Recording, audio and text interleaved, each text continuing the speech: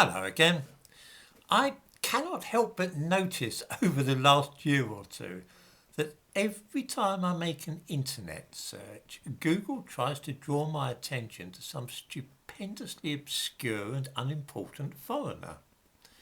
I have no idea at all why they should wish to do this. 3 days ago, on March the 7th, it was a woman called Masako Katsura. Who was she? Why was she worth celebrating? It appears that she was a Japanese billiard player.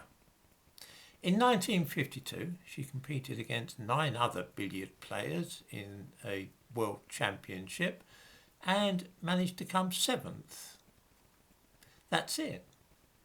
Why on earth should I have wished to get up on March the 7th and be told about this Japanese billiard player? I have no idea at all. If this were an exceptional case, I would not mind so much, but Google seems determined to thrust all sorts of non-entities in our face each day. People whose chief claim to fame appears to be that they were not English or American. On February the 28th, we were invited to consider the 93rd birthday of Turkish sculptor Kuzgun Aka. It wasn't really his birthday at all, of course. He's been dead for almost 50 years. Aka welded together bits of rubbish such as rusty nails and barbed wire to produce abstract, well, I say works of art in inverted commas, which were apparently pretty highly regarded in his own country.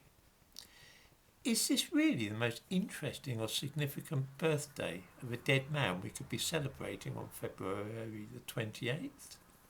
What about Thomas Newcomen, who invented the first practical steam engine in the early 18th century and thus triggered the Industrial Revolution? Sir Stephen Spender, the famous English poet? Nijinsky, the ballet dancer? No? Linus Pauling, winner of not one but 2 Nobel Prizes, including one for chemistry? Apparently not. No, none of these people are seemingly as worthy to be remembered as a Turkish guy whose name is utterly unknown and who was briefly famous in his own country in the 1960s for making abstract sculptures from scrap iron. Who else have we got? On March the 2nd, it was Wang Di Nima's turn for birthday wishes. Although he too is actually dead.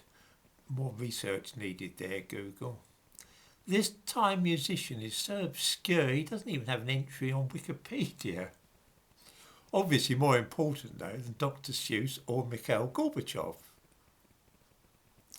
I find this obsession with foreigners of whom nobody has ever heard rather depressing.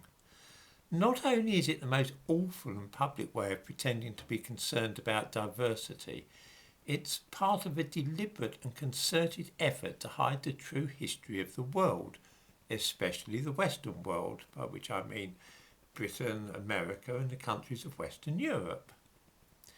In reality, of course, Thomas Newcomen, a key figure in the industrialisation of the modern world, is by any standard of infinitely more significance than a Turk who welded bits of discarded ironmongery into unrecognisable shapes.